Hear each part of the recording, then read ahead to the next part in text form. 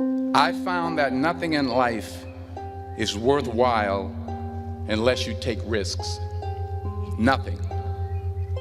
Nelson Mandela said, "There is no passion to be found playing small and settling for a life that's less than the one you're capable of living."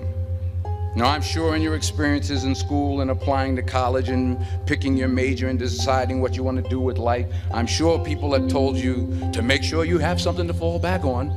Make sure you got something to fall back on, honey.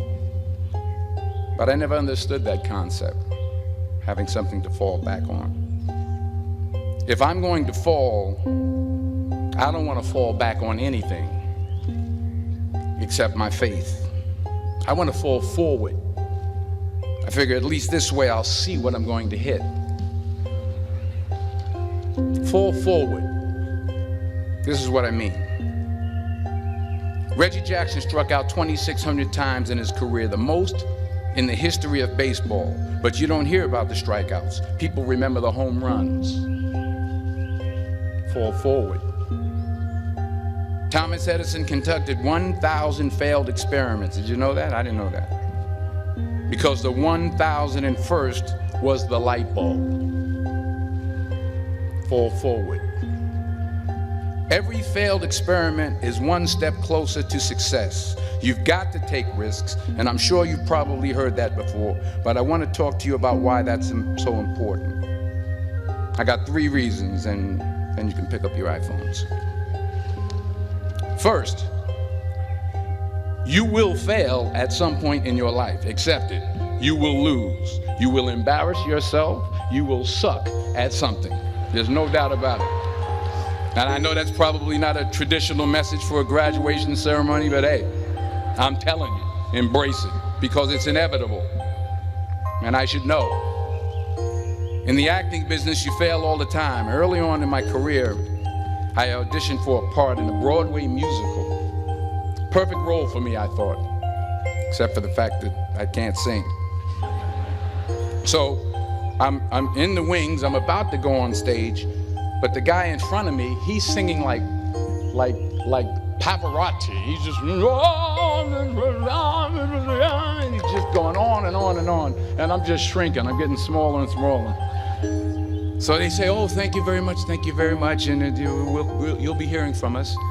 So I come out with my little sheet music, and it was Just My Imagination by the Temptations. That's what I came up with. So I hand it to the accompanist, and she looks at it and looks at me and looks out at the director and was like, "All right." So I start, I'm gonna sing. I'm like, "It's just my imagination once again, and then coming away with me." And I'm not saying anything, so I'm thinking I'm getting better. So I start getting into it. It was just my imagination. Running. This, oh yeah, thank you very much, Mr. Washington. Thank you. So I assumed I didn't get the job. But the next part of the audition, he called me back. The next part of the audition is the acting part of the audition. So I'm like, hey, okay, maybe I can't sing, but I know I can act. So they pair me with this guy, and again, I didn't know about musical theater. And musical theater is big, so they can reach everyone all the way in the back of the stadium. And I'm more from a realistic, naturalistic kind of acting where you actually talk to the person next to you. So I don't know what my line was. My line was, "Well, hand me the cup." And his line was, "Well, I will hand you the cup, my dear. The cup will be there to be handed to you." I said, "Oh, okay." "Well, should I give you the cup back?" "Oh, yes, you should give it back to me, because you know that is my cup and it should be given back to me." I didn't get the job. But here's the thing. I didn't quit.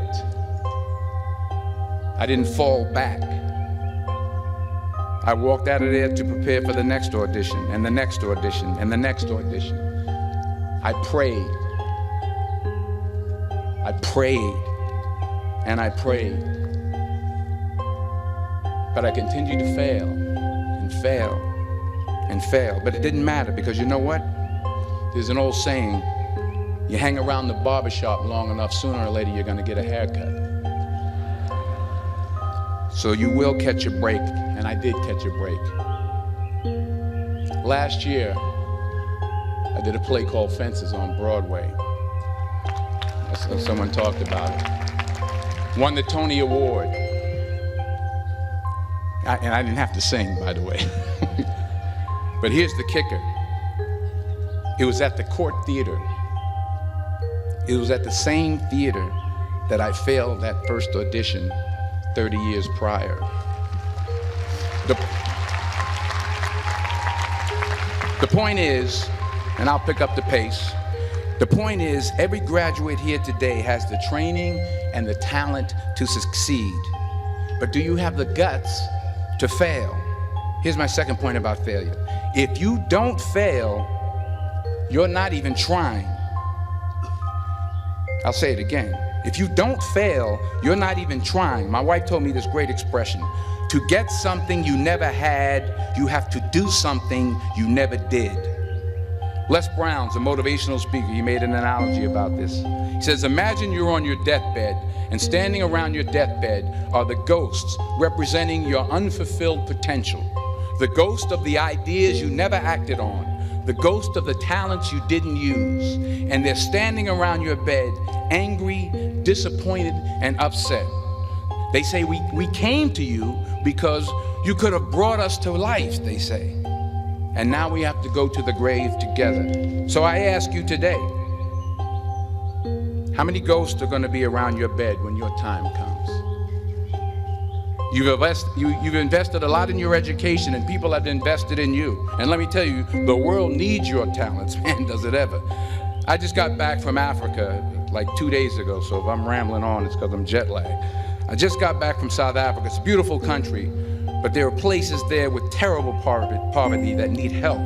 And Africa is just the tip of the iceberg. The Middle East needs your help. Japan needs your help. Alabama needs your help. Tennessee needs your help. Louisiana needs your help. Philadelphia needs your help.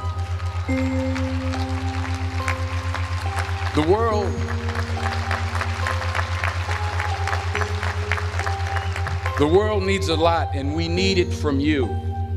We really do. We need it from you young people. I mean, I'm not speaking for the rest of us up here, but I know I'm getting a little grayer.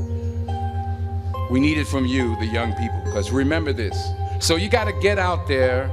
You got to give it everything you got, whether it's your time, your talent, your prayers, or your treasures.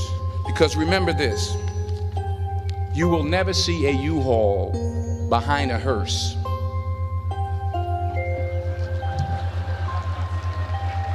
I'll say it again.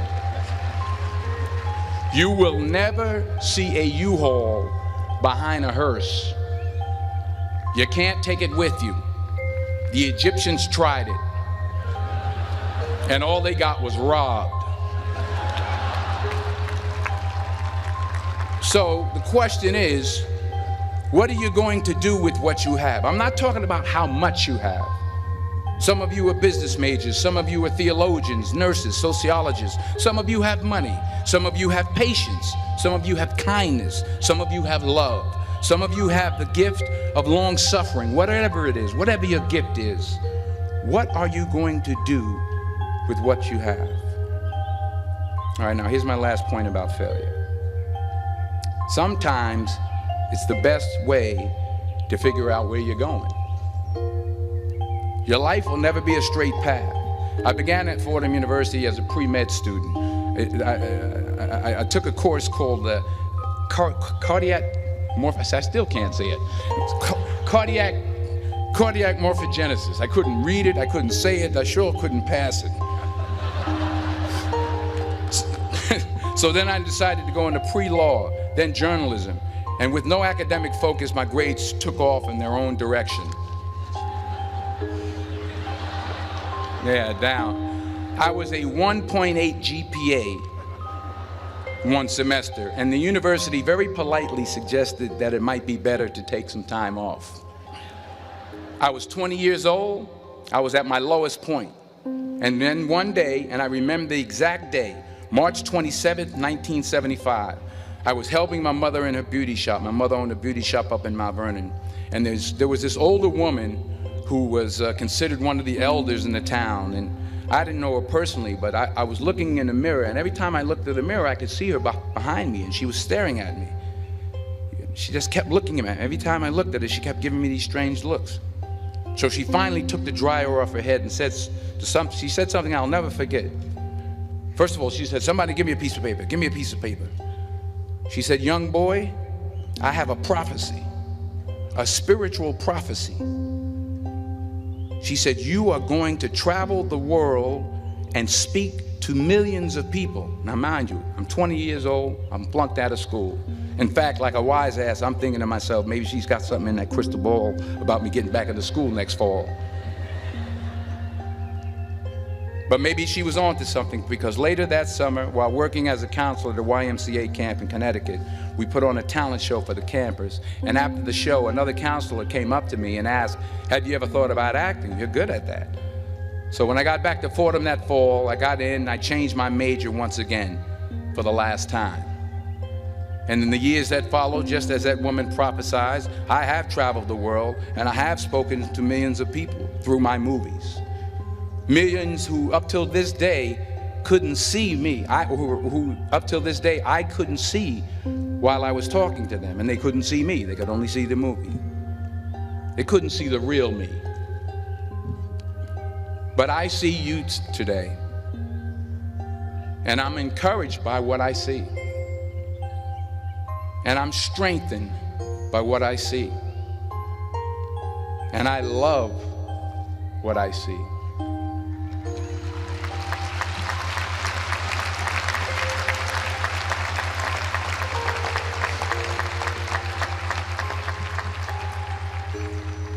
One more page, and I'll shut up.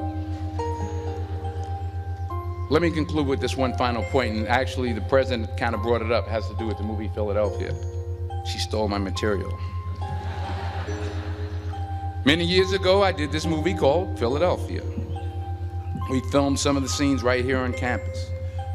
Philadelphia came out in 1993. Most of you were probably still in diapers. Some of the professors too. But that cracked me up. But it was a good movie. Rent it on Netflix. It's a good movie. Rent it. I get 23 cents every time you rent it. Please, rent it. True.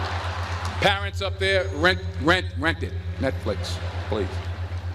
Tell your friends too. It's about a man played by Tom Hanks who's fired from his law firm because he has AIDS. He wants to sue the firm, but no one's willing to represent him until a homophobic ambulance chaser lawyer, played by yours truly, takes on the case. In a way, if you watch the movie, you'll see everything I'm talking about today. You'll see what I mean about taking risk or being willing to fail. Because taking risk is not just about going for a job. It's also about knowing what you know and what you don't know. It's about being open to people and to ideas. In the course of the film, the character I play begins to take small steps, small risks. He very, very, very slowly begins to overcome his fears. And I feel ultimately his heart becomes flooded with love. And I can't think of a better message as we send you off today. To not only take risks, but to be open to life, to accept new views, and to be open to new opinions, to be willing to speak at a commencement at one of the best universities in the country, even though you're scared stiff. While it may be frightening, it will also be rewarding.